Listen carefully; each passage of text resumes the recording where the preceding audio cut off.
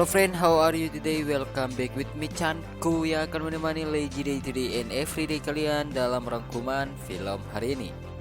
Kali ini kita akan membahas film kisah nyata tentang perbudakan kulit hitam di Amerika, di mana semua orang kulit hitam dijadikan budak oleh kulit putih. Bahkan orang kulit putih selalu menganggap orang kulit hitam seperti manusia yang paling rendah yang ada di bumi.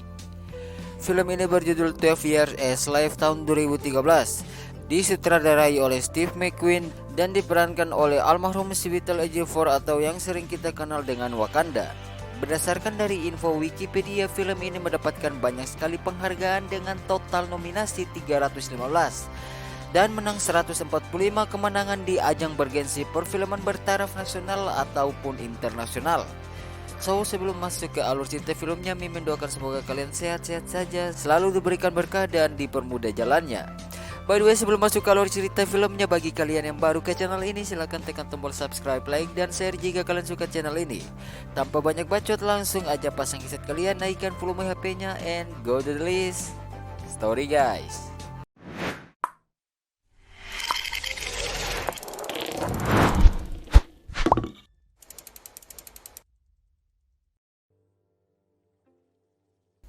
Bersetting di negara Amerika Serikat tahun 1941, di mana masa itu merupakan masa merajalelanya jual beli ras kulit hitam atau yang sering disebut dengan negro untuk dijadikan budak oleh orang kulit putih. Di sini para kulit hitam sedang diberikan tutor untuk memotong sebuah tebu oleh mentor mereka yang berkulit putih. Nah, them cane ain't gonna jump up and bite you. Don't shy back. Rush it, boys, rush it. Kisah berfokus pada seorang pria yang bernama Solomon Norton, yang mana terlihat ia sedang bekerja, sedangkan para orang kulit putih hanya menyaksikan mereka bekerja. Selain disuruh bekerja, makanan mereka juga terlihat sangat miris. Bahkan saat mereka tidur, mereka harus saling berdepet-depetan satu sama lain di dalam satu ruangan, dan itu sangat tidak nyaman. Karena Solomon kecapean serta memikirkan sesuatu, hal itu tentu membuat Solomon tidak bisa tidur. Tak sendirian tak bisa tidur, wanita di belakang Solomon juga mengalami hal yang sama. Namun bukan karena capek atau memikirkan sesuatu, melainkan wanita ini tak bisa tidur karena surabinya sudah lama kering hingga ia pun memaksa Solomon untuk melakukannya. Apa sih, baru juga menit 5 udah ada adegan curhat aja. Emang sutradara tahu banget nih kalau buat penonton stay di filmnya tuh emang jago cuy. Next, mengira Solomon pria murahan, lantas tindakan wanita itu tidak dihiraukan oleh Solomon hingga dirinya kecewa atau malu dan akhirnya dirinya pun menangis.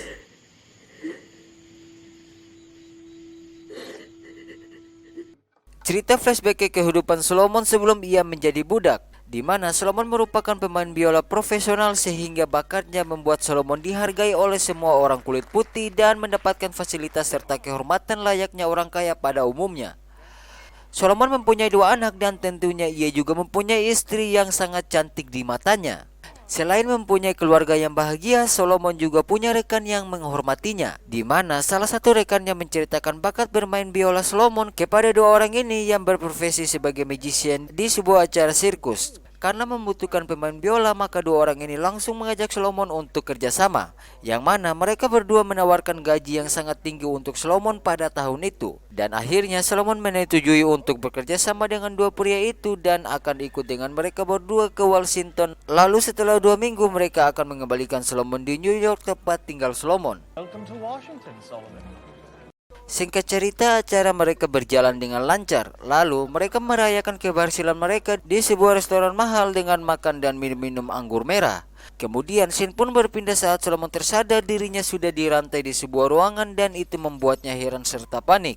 Di mana Solomon mencoba mengingat semua kejadian tadi malam, yang mana Solomon mabuk parah dan tak sadarkan diri dan harus ditenteng oleh 2 pria itu ke hotel.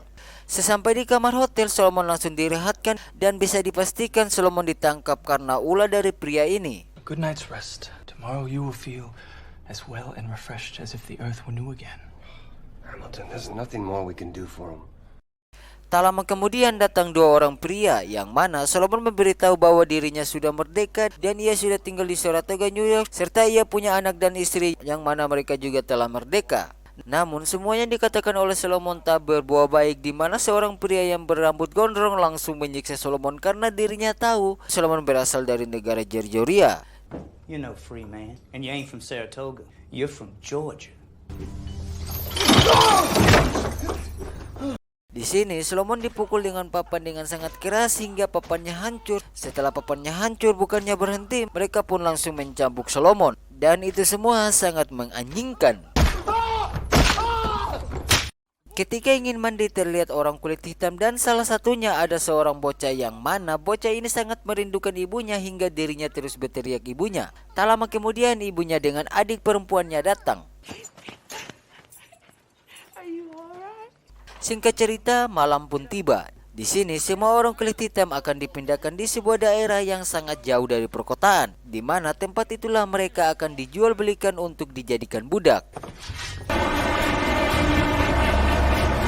Dalam perjalanan, teman Solomon bilang jika Solomon mau selamat maka jangan pernah mengakui bahwa dirinya bisa membaca serta menulis, karena jika hal itu diketahui maka Solomon akan dibunuh. Lalu ada seorang negro yang disiksa dengan ditutup mulutnya untuk kemudian dirinya mencoba mengajak Solomon dan negro lainnya untuk melakukan perlawanan. Di mana saat semua orang sudah tidur, ada seorang kulit putih yang membangunkan seorang wanita negro. Namun salah satu negro menahan pria itu, tapi dirinya langsung dibunuh, sehingga tindakan itu membuat trauma tersendiri untuk para negro lainnya.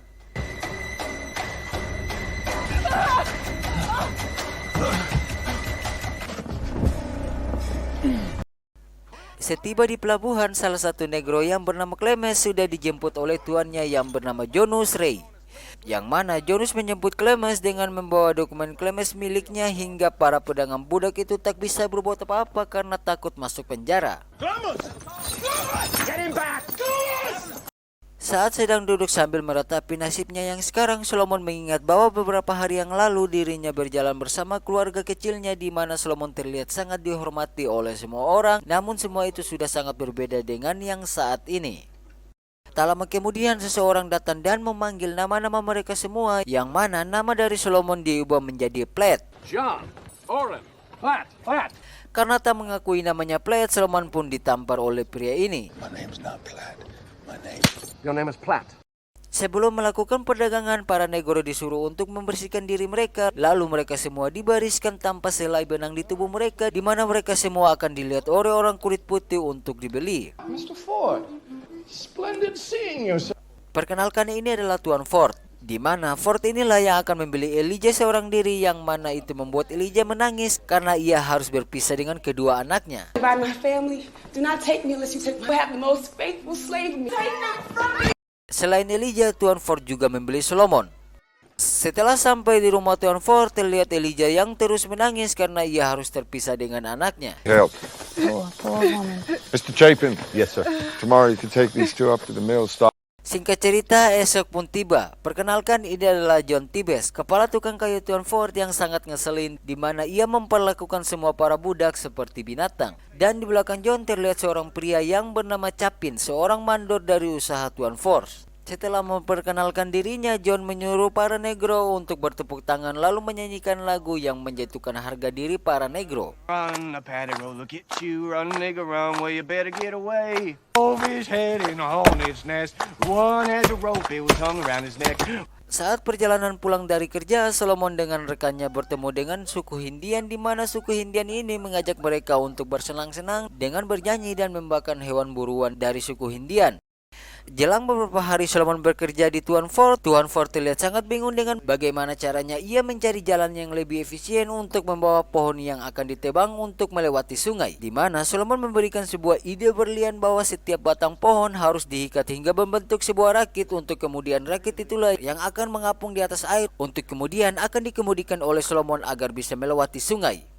Ide dari Solomon itu ditanggapi baik oleh Tuan Ford, namun tidak dengan John, di mana John mengatai Solomon dengan kata negro. Akan tetapi Tuan Ford memberikan Solomon kesempatan untuk mencoba idenya. Materially diminished. If we use the waterway. Are you an engineer or a nigger? Setelah diberikan kesempatan oleh Tuan Ford, Solomon pun langsung membuktikan idenya, di mana terlihat Solomon sedang membawa batang kayu untuk melewati sungai, dan itu membuat Tuan Ford terkesan, dan beberapa rekan-rekannya juga sangat terkesan dengan ide Solomon, namun tidak dengan John yang terlihat sedikit emosi dengan Solomon. Platt, you are a marvel. Keberhasilan dari ide Solomon membuat Solomon mendapatkan sebuah biola baru dari Tuan Ford.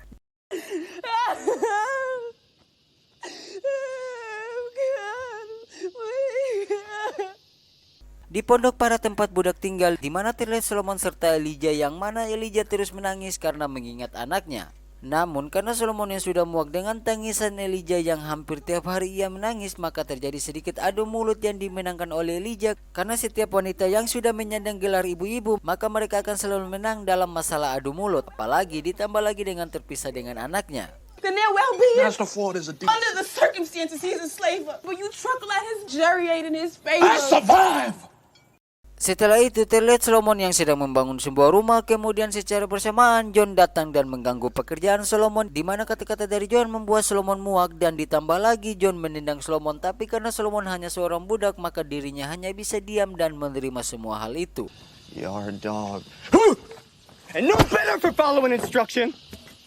Keesokan harinya Solomon kembali melanjutkan pekerjaannya untuk membuat rumah. Dan lagi-lagi John datang dan menghina pekerjaan Solomon. Bahkan John juga menghancurkan papan yang telah dipaku oleh Solomon. I did as instructed. If there's something wrong, it's wrong with the instruction. Karena Solomon menyalahkan John, John pun emosi dengan Solomon. Tapi saat ia ingin menyiksa Solomon, Solomon melawan dan balik menyiksa John.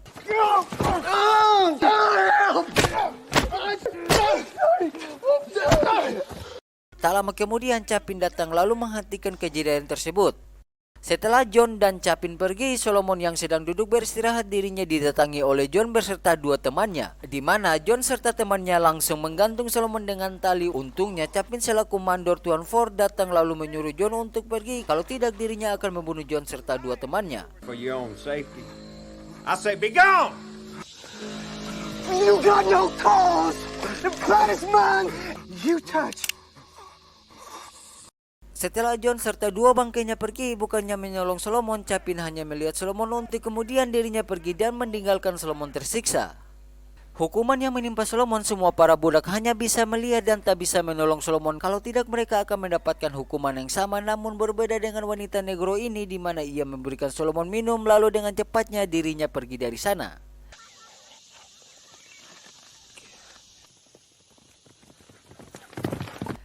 Singkat cerita, sore pun berlalu dan hampir malam, di mana Tuan Ford datang lalu memotong tali. Kemudian Solomon diberi masuk dan dirawat oleh Tuan Ford.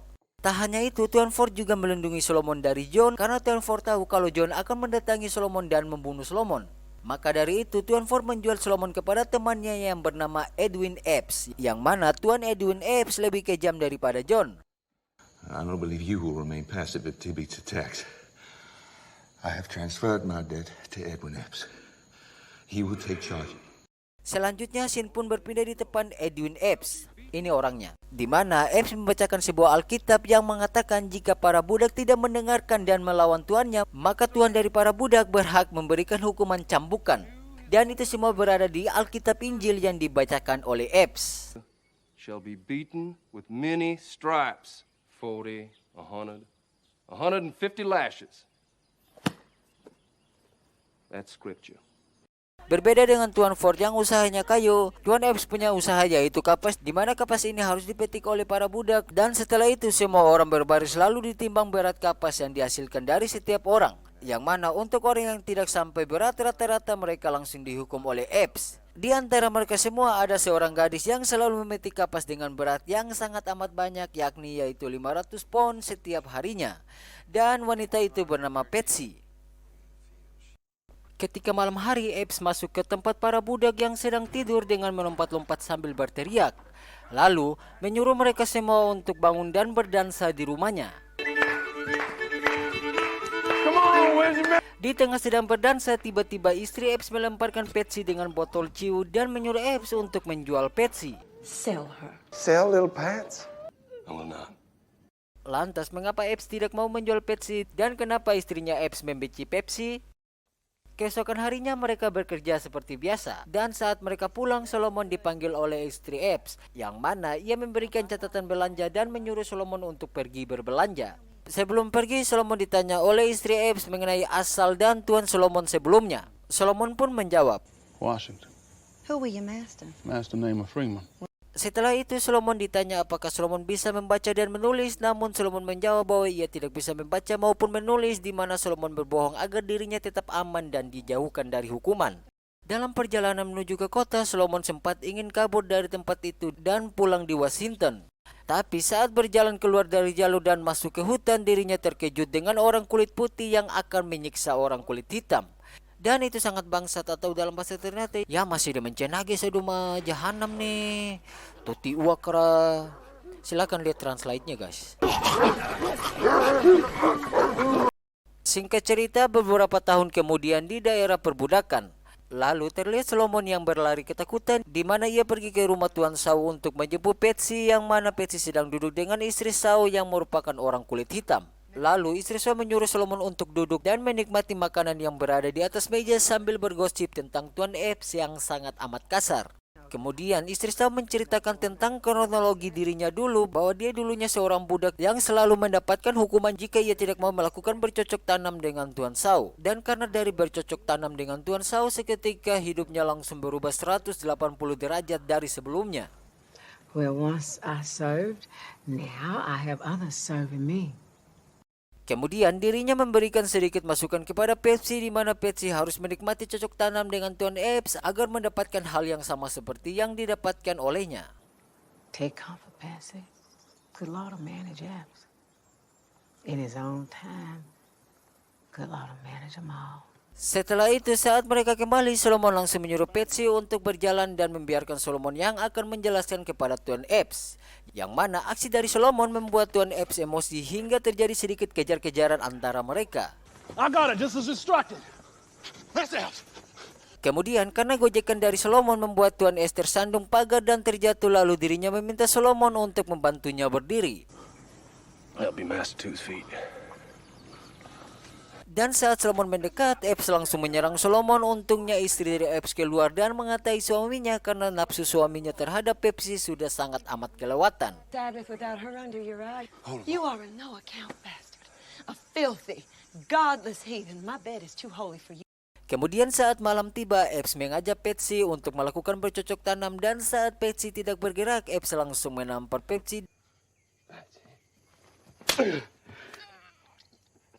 Dan setelah cairan kitban keluar dari aset Epps, Epps pun langsung meninggalkan Patsy yang terbaring dan menangis.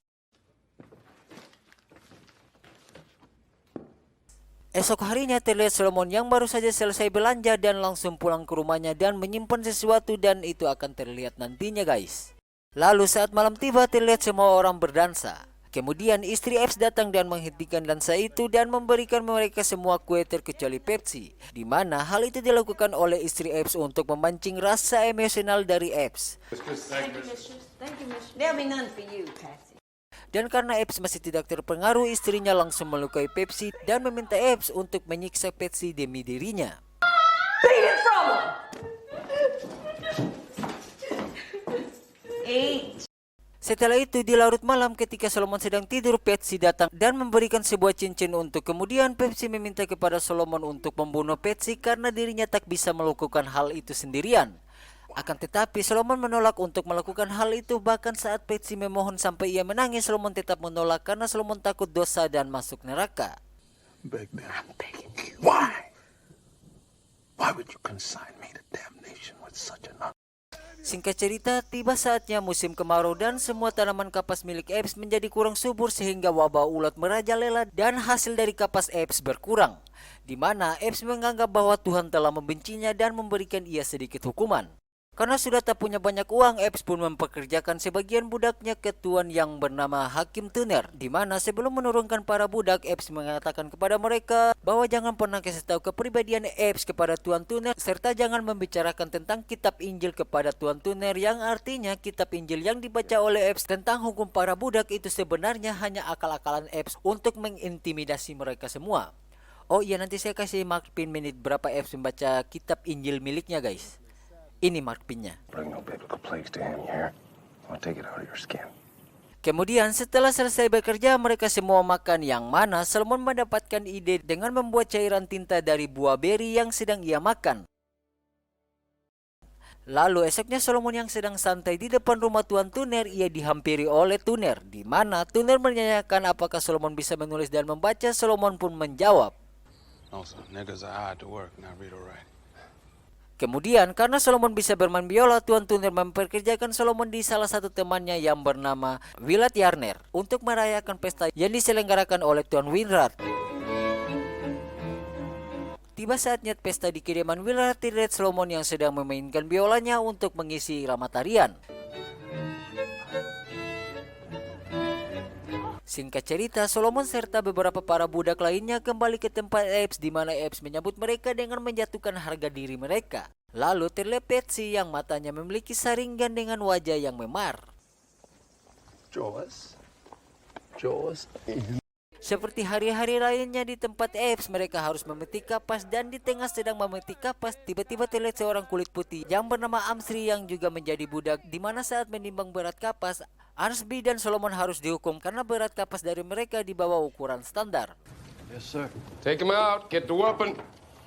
Ketika malam tiba, Arsby dan Solomon saling mengobati satu sama lain, di mana mereka saling ngobrol soal kehidupan Arsby yang merupakan seorang kulit putih tapi menjadi budak, yang mana Arsby dulunya doyan minum whisky hingga dirinya tidak profesional dalam profesi pekerjaannya sebagai mandor dan akhirnya dirinya dibuang dan dijadikan budak, di mana hal itu dilakukan olehnya karena hanya untuk bertahan hidup.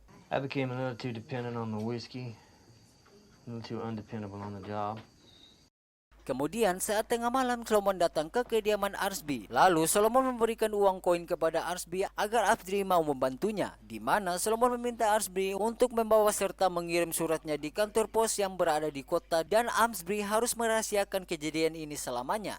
Terlihat dari wajah Arsby yang dengan berat hati dan tak kuat melihat wajah Solomon, akhirnya Arsby pun membantu Solomon. Dan Arsby menyuruh Solomon untuk menulis suratnya untuk kemudian mereka akan bertemu kembali dalam waktu 2 hari.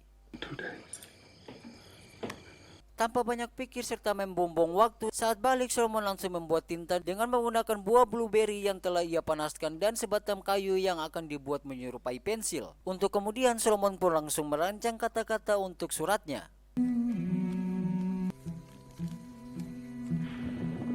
Lalu saat Solomon selesai menulis dan sedang tertidur, Epps datang menemui Solomon, di mana Arsby memberitahu kepada Epps tentang rencana Solomon. Karena Solomon takut akan dihukum, Solomon pun berbohong dengan mengatakan bahwa Arsby membohongi Epps karena Arsby menginginkan kedudukan sebagai seorang mandor.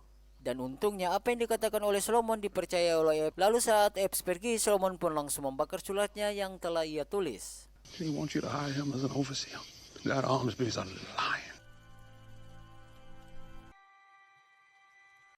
Menjalani kehidupan seperti biasanya dengan memetik kapas, di mana salah satu dari para budak tiba-tiba pingsan dan langsung meninggal di tempat.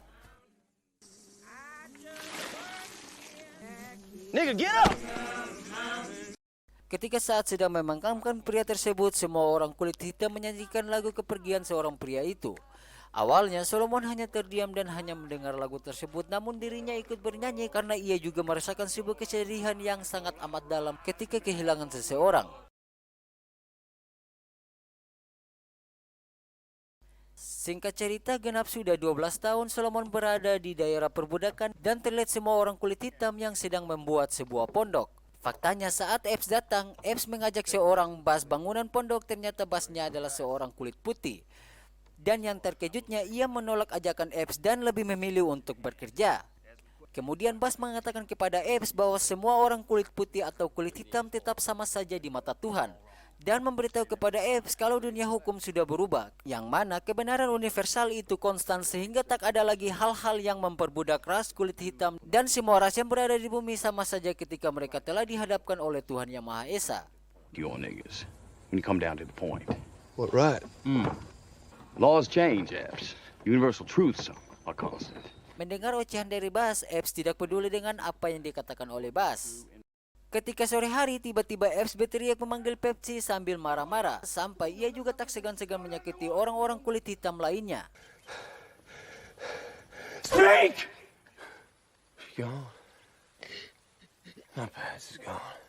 Tak lama kemudian Patsy pun muncul dan tak pakai banyak bacot, Epps langsung menghampiri Patsy dan mengatainya. Kemudian Solomon yang mencoba mencairkan emosi dari Epps, ia pun dipukul Epps hingga Patsy pun melindunginya. Dan alasan kenapa Patsy pergi ke perkebunan Tuan Shaw karena istri Tuan Shaw memberikan Patsy sebuah sabun, dan itu sangat berarti bagi dirinya karena Patsy merasa dirinya sangat bau. Namun alasan dari Patsy tidak ditanggapi baik oleh Epps, dan Epps menganggap itu hanyalah bualan belakang, sehingga dirinya memutuskan untuk menghukum Patsy. Run, fetch some line. Stripper, striker, Baron lashed to the post. Dan saat ingin melakukan cambukan, Epps mengalami dilema, namun istrinya menyuruh Epps untuk melakukannya karena seperti yang kita ketahui istrinya tidak suka dengan Patsy. Do it. Strike the life from her. Vader. Namun Epps yang masih menyukai dengan Patsy, dirinya menyuruh Solomon untuk melakukan cambukan kepada Patsy. Di mana cambukan dari Solomon tidak begitu keras walaupun itu sudah sangat membuat Patsy sangat kesakitan. Lalu Epps yang merasa cambukan itu terlalu pelan, ia mengancam Solomon dengan senjata sehingga Solomon pun mencambuk dengan sekuat tenaga.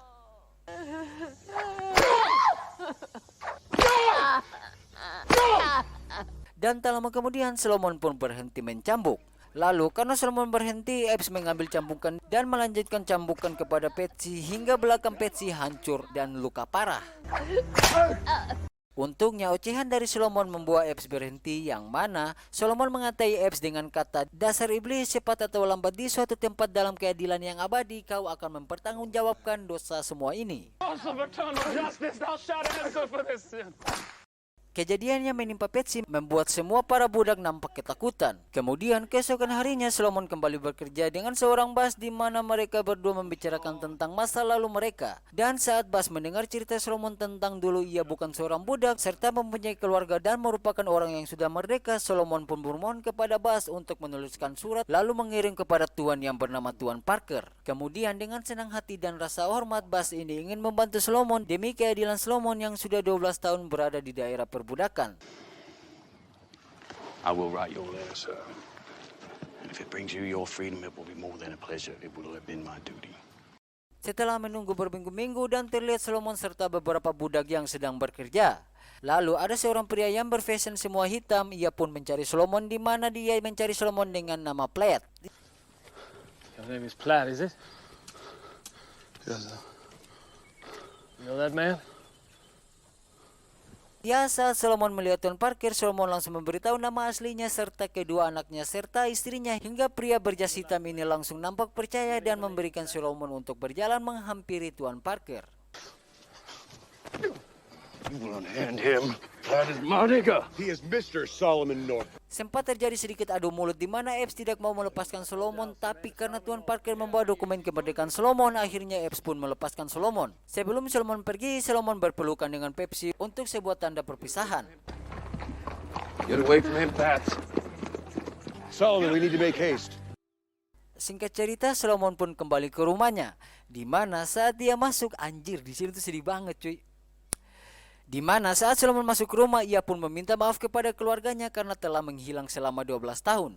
I apologize for my appearance, but I've had a difficult time these past several years.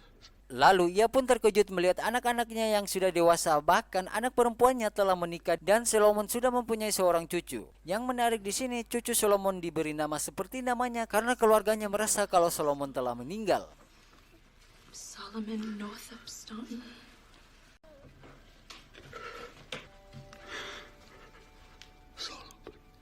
Oke, sebelum ending ada narasi yang mengatakan Solomon Northup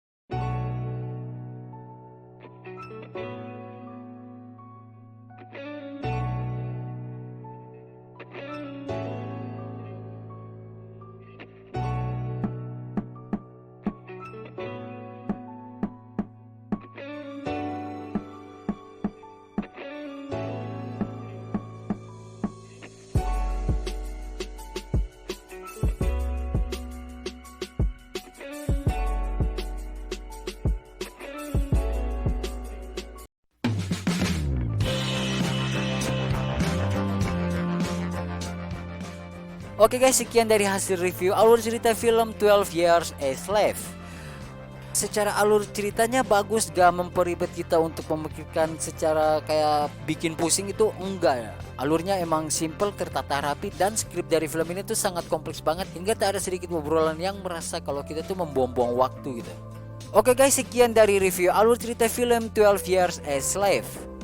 Untuk filmnya bagus banget, emosi yang saya dapat sebagai penonton juga dapat banget, keren parah sih ini film. Apalagi yang diangkat dari kisah nyata tuh, rata-rata film yang diangkat dari kisah nyata tuh emang the best deh.